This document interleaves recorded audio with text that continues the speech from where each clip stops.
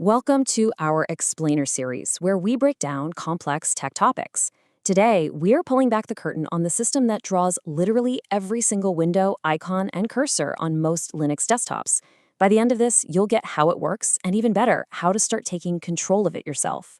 So, here's our game plan. We're going to start with the big picture of the Linux GUI. Then, we'll zoom right into the core architecture of X11, and it has a really surprising client-server model. From there, we'll see how all the desktop puzzle pieces fit together, learn how to tweak its configuration, and solve a super common keyboard problem you've probably faced. And then we'll wrap it all up with the key things you really need to remember. All right, let's jump right in.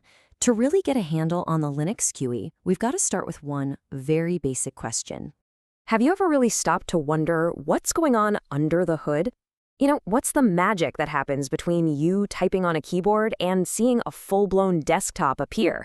What is it that's translating all your clicks and keystrokes into the windows and icons you use every single day?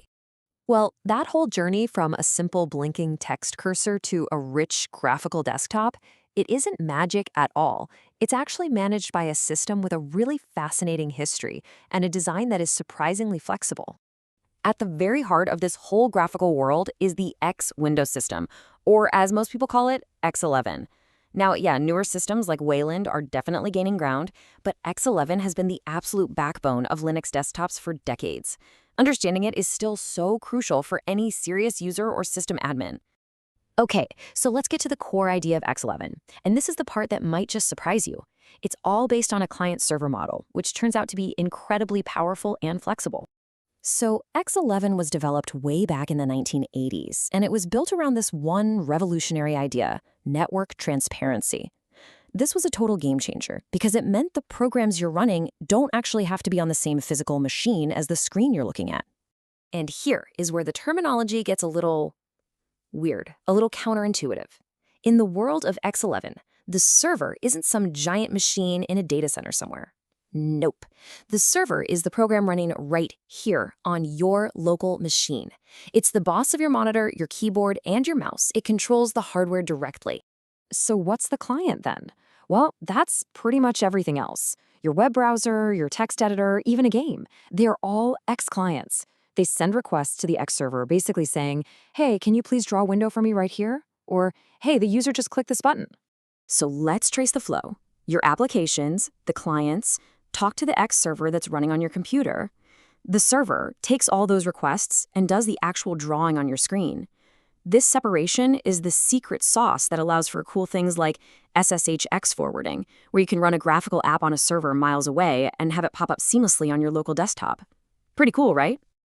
Okay, so X11 is the foundation. It's critical, but it doesn't work alone. It's really just one piece of a much larger puzzle that creates the complete desktop experience that you see. I want you to think of your graphical interface like a stack of layers. Right there at the very bottom, talking directly to your hardware, is the display server. That's our X11. But a bare display server, well, it doesn't give you a usable desktop. So what sits on top of it? Let's use a car analogy. The X server, that's the engine. The window manager, that's like the chassis in the body. It decides what windows look like, if they have title bars, and how you can move them around. The desktop environment, well, that's the whole interior. The dashboard, the seats, the stereo, it provides that complete, cohesive experience. And the display manager, that's the key that starts the car, handling your graphical login. Okay, now that we know all the parts, let's look at how we can actually configure them. Specifically, we'll focus on the most common implementation of X11 out there, the x.org server. Now, how we configure this stuff has changed a lot over the years. It used to be this one giant, terrifyingly complex file called xorg.conf. Thankfully, the modern way is so much cleaner. Now we use a directory, xorg.conf.d, where we can just drop small, individual files that each handle one specific task. It's so much easier to manage and troubleshoot. And here is the absolute best part. Most of the time, you don't have to do anything at all. The modern Xorg server is incredibly smart. It can auto-detect almost all of your hardware perfectly. You only really need to step in and create these little config files when that auto-detection gets something wrong or you want to override a specific behavior.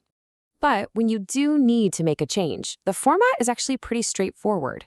You just create a file with different sections. For instance, an input class section is for input devices like keyboards and mice.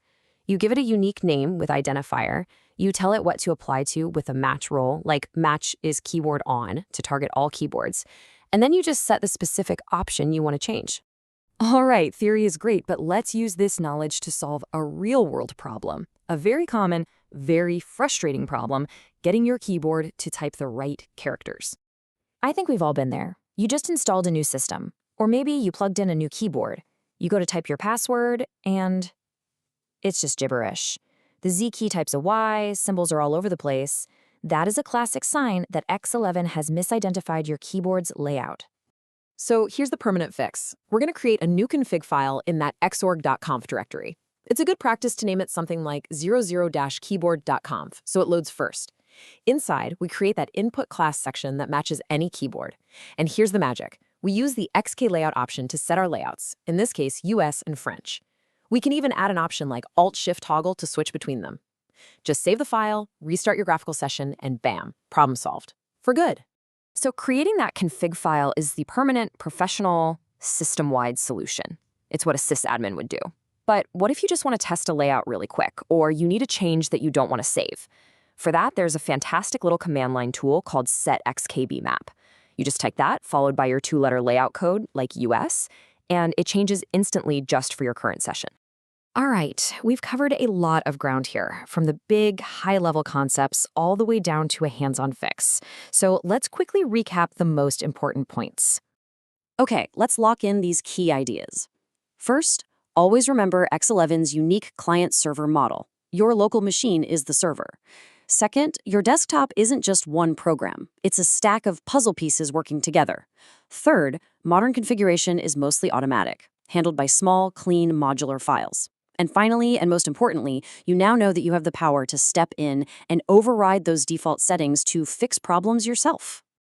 Look, understanding this foundation, it's about so much more than just fixing a keyboard. This is the key to truly customizing your Linux environment, to diagnosing graphical issues, and really making the system work exactly the way you want it to. So now that you've seen how to take control of your inputs, what are you going to customize next?